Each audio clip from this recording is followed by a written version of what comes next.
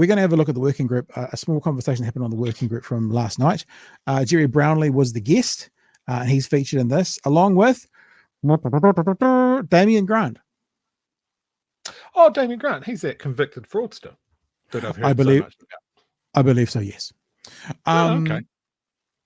It's a strange conversation that they're about to have. And I don't know, shall I explain it? Here, so I'll explain it. I will explain it. We're jumping into the conversation halfway through a chat with Shane DePoe, who you can see on your screen right now. And he is talking about Chippy, right? He's talking about Chippy calling for a ceasefire. That's where this comes from. But then it goes into a conversation where Damien Grant sort of tries to equate, not directly, but to use as a comparison, Russia and Ukraine to Israel and Gaza. What? I haven't seen this clip, Pat. He's gonna fuck this up. Well, I'll say it straight away. The problem is, in his analogy, he makes it pretty clear through the analogy that he's equating Israel to Russia. Now, he is not a deep thinker. Russia are the baddies.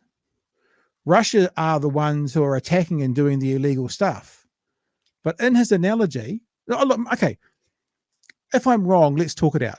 But it sounds like to me that his analogy equates Israel to Russia.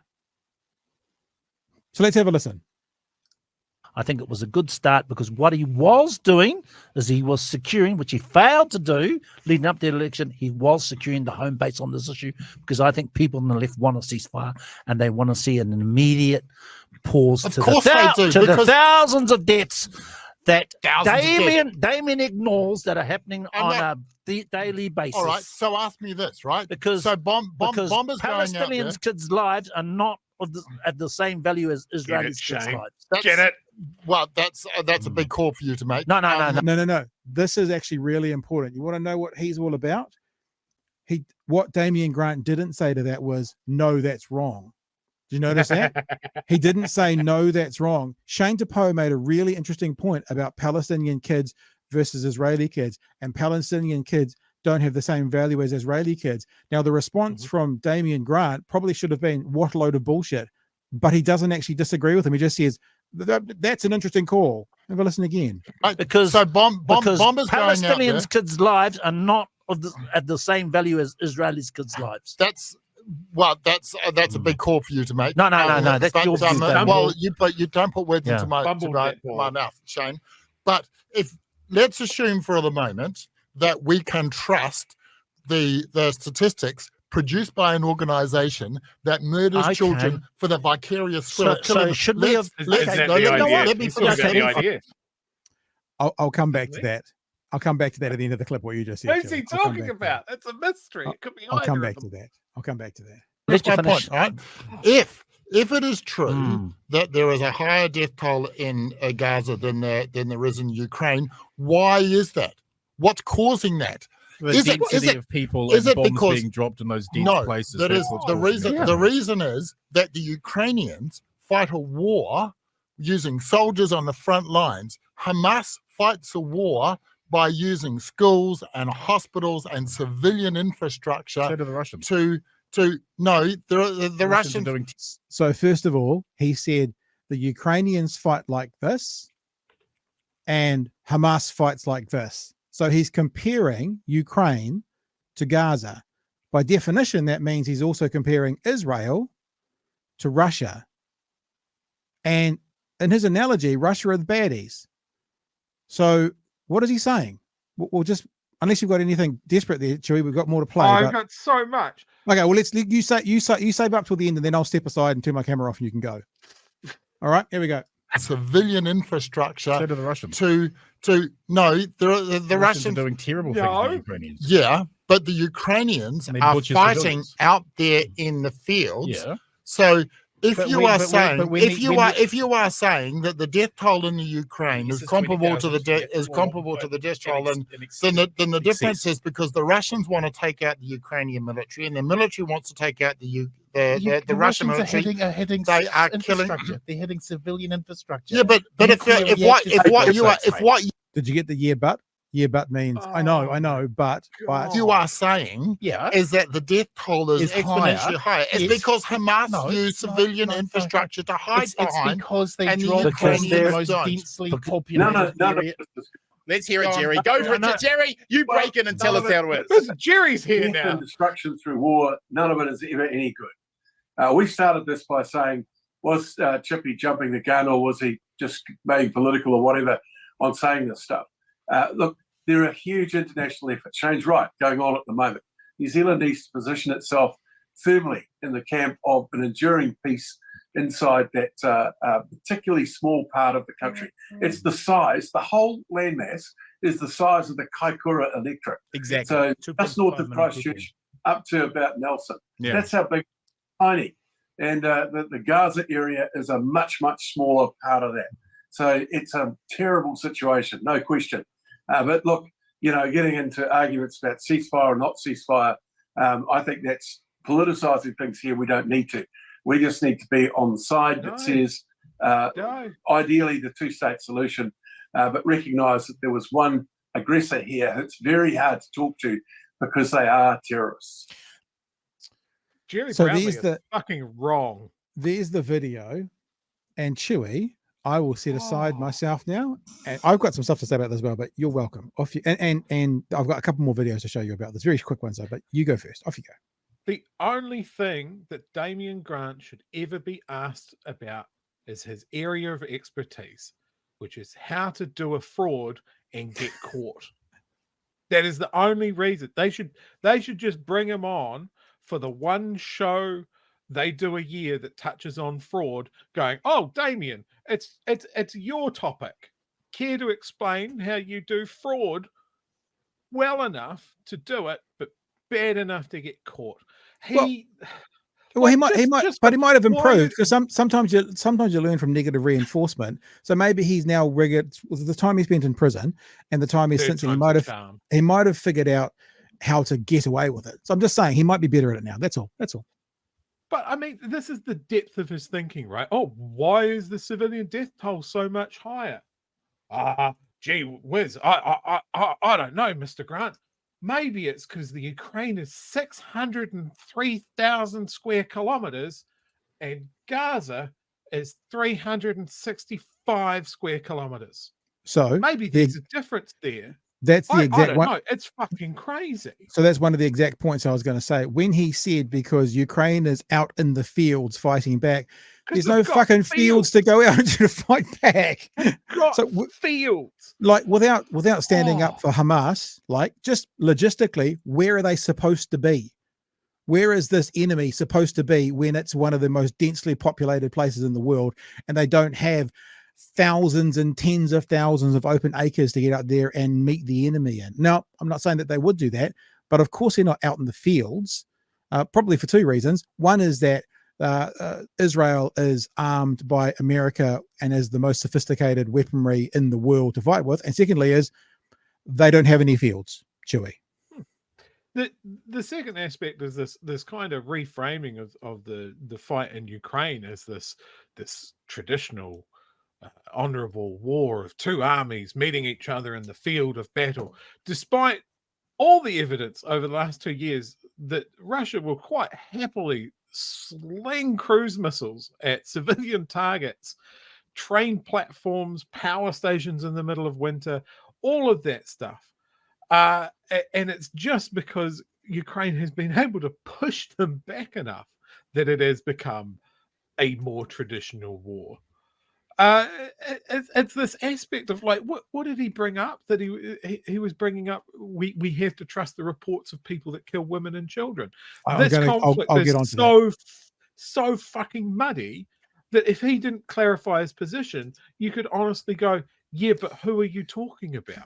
So exactly, pause there. That's the exact point I'm going to bring up next. That wasn't the only time he said that in the conversation last night. Basically, he said who are murdering children vicariously. There was another point where he said something very similar, basically about, people didn't mention which side, happily, sort of joyfully, gleefully, my words, murdering children. Here's another example of him saying that. I mean, we have an existential struggle between good and evil, and Christopher Hipkins, like the other two people in this room, are unable to comprehend that maybe in an existential struggle between good and evil, between people who murder civilians for the vicarious pleasure of putting a bullet in somebody's head, and those people who are defending their nation against people devoted to its destruction, they cannot get off. Yeah. So this is the point. We know who he's talking about because we know he's a zealot and an ideologue for Israeli policy. But what I did, and look, I'm going to be fair and balanced. I'm not going to suggest that these are absolutely truthful. I did a bit of a Google search, and because vicarious, it sounds like he's talking about they kill kids for fun, right? So I just looked in. Trying to say. Well, I just looked in YouTube about Israel soldiers shoot Palestinians for fun, and I'm not going to play any of these because these are going to come from the Hamas side, and I treat them as much propaganda as the other thing. But there are dozens of accusations of Israeli soldiers arresting children. These aren't all of just that, but it's everywhere. And then I thought, well, what we can know about though is Israeli soldiers shooting journalists, because that's documented by journalists in that. And this again is not in a way to say, so all's fair in love and war, but it's somebody in Damien Grant who is treating this conflict as so black and white, when, as you said, Chewy, which is the first thing I thought of last night, when he started talking about vicariously murdering children and that, I thought exactly the same as you. Hang on, which side are you talking about?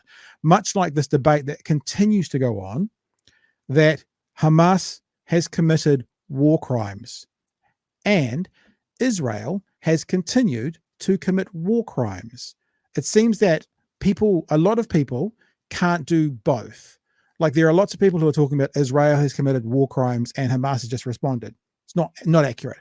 But there's far more people are saying Hamas has committed war crimes and Israel is just defending itself. It's like, well, I'm not about, and I've said this to a few people online, it's like once you admit, and here it is, Article 33, that's all we've got to do. Once you admit, Israel has said you guys should leave your town because we're going to bomb it. So it's Israel saying that. That is punishment to an innocent group of people based on someone else's actions. That is collective punishment. That is a war crime. It's indisputable. Once you admit to that, supporters of Israel, and saying that, I'm not a supporter of Hamas. I'm a supporter of truth, actually. Once you admit that, then we can continue an honest conversation about where to from here. Look, our side committed war crimes. People have been talking about Hiroshima like as a gotcha back at me. And I'm like, yeah, war crime. 100% war crime. So let's continue the conversation now. So zealot and ideological supporters of Israel, once you admit to the war crimes and you admit that your side, quote unquote, is committing them, then we can have a real and authentic conversation. If you just say Israel is defending themselves, no war crimes, their right to do it, then it's a pointless conversation. Chewy. And there's this real black and white, the false equivalency between the Ukrainian struggle and what's going on here in Israel is just, there is no comparison. You can't do it. The framing's wrong. The history's wrong. It's just false equivalency from a fraudster. The other part that really bugs me, and you see this with a lot of pro-Israel stuff, is that, again, it comes out of Israel's right to defend itself. Hamas want to wipe Israel off the face of the earth. Hamas don't have the technical or strength to do that. Like, Israel has had literal wars of self-defense, of protecting their very existence, when every country around them decided to team up and push them into the sea twice. There is your argument that Israel has the right to defend itself, which I think it does. I think Israel deserves to exist. I also just, like Jerry Brownley said, the solution is a two-state solution where the two states are working together, and one state isn't holding the biggest stick in the world over someone that can maybe chuck a few rocks every now and then. That it isn't something that the bigger country there is constantly nibbling away at the settlements of the other one. They're not fair dealing. Yeah. And the thing of you can't have a ceasefire, but we want a two-state solution. How do you get there, Jerry? A good start would be a fucking ceasefire, because it's not just going to go bingo, bango, two-state solution, problem solved. Like, Jerry Brownley doesn't know about it. Kermit the Fraudster Frog doesn't know about it. It's so very disappointing. I just got that what you said. These guys can't just go, we need a ceasefire now. There's an awful lot of children dying that don't seem to be responsible for the attack that kicked off this fresh wave of violence. Now, that's really easy thing to say as well. This fresh wave of violence, because it's not the start. This isn't the start of something where people have gone, oh, Hamas blew up the fence and then went on the rampage, and that's the start of the problem. It's not. And it's these people that don't understand the history and how the deck has been stacked to get to that point. Yeah. And the moment that they wade into it with a solution, you're not operating with all the information. You're not operating with any of the context. That is why history is important. Rant over. I noticed on Instagram today, Emma Vigeland now works with Sam Cedar in the Majority Report. She used to work for TYT, the Young Turks.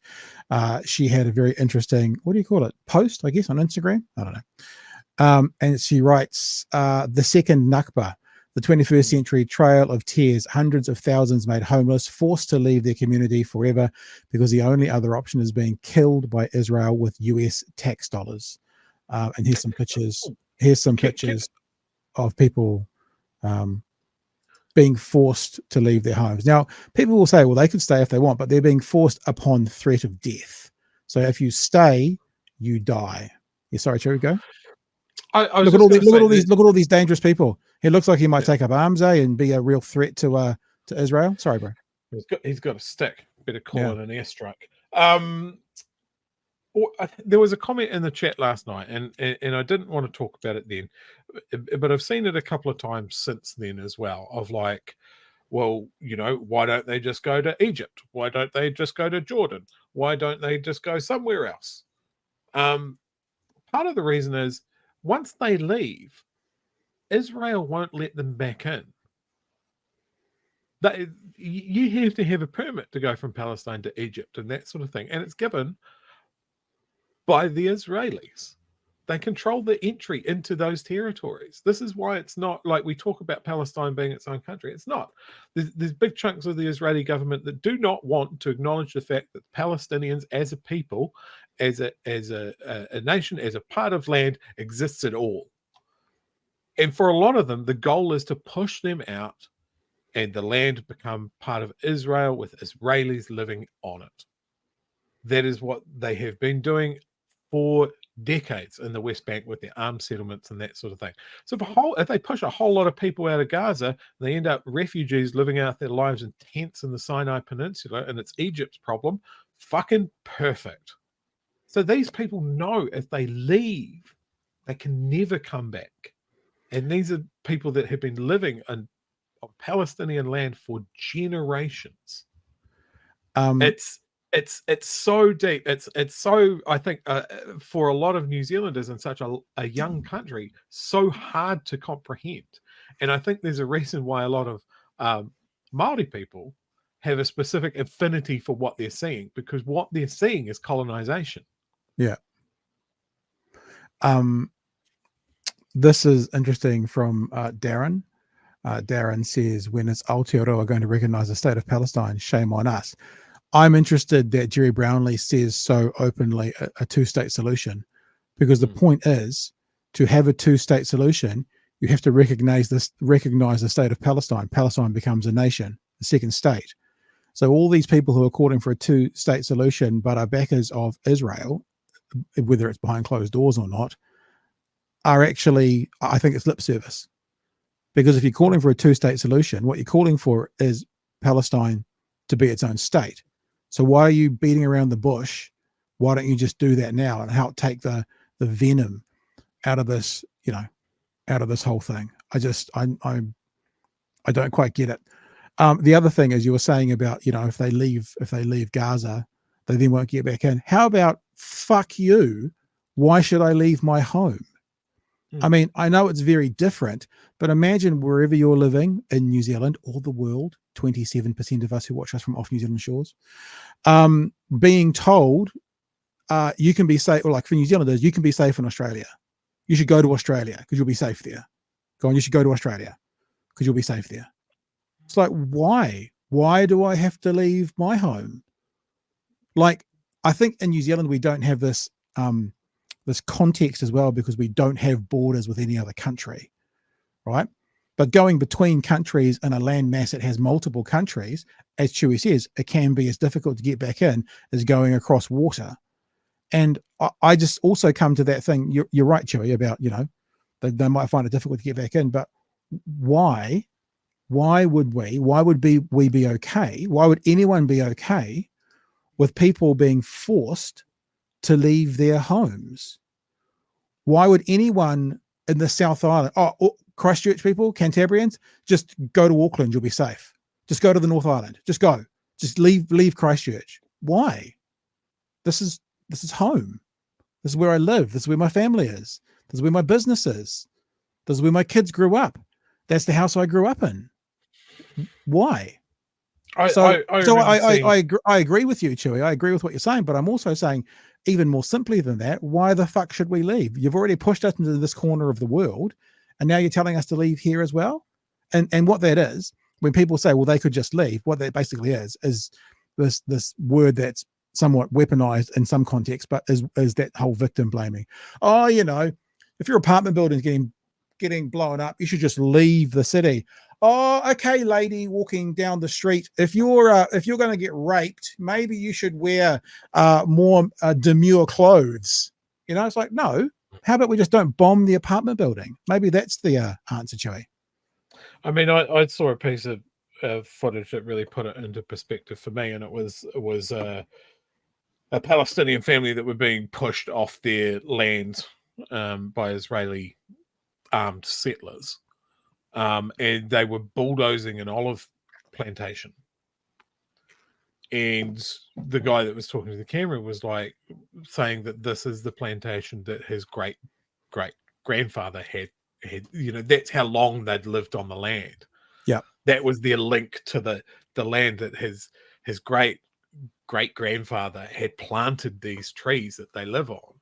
And now there's an IDF armored bulldozer just going through it, and knowing that once those trees are gone, there's no link to that land anymore.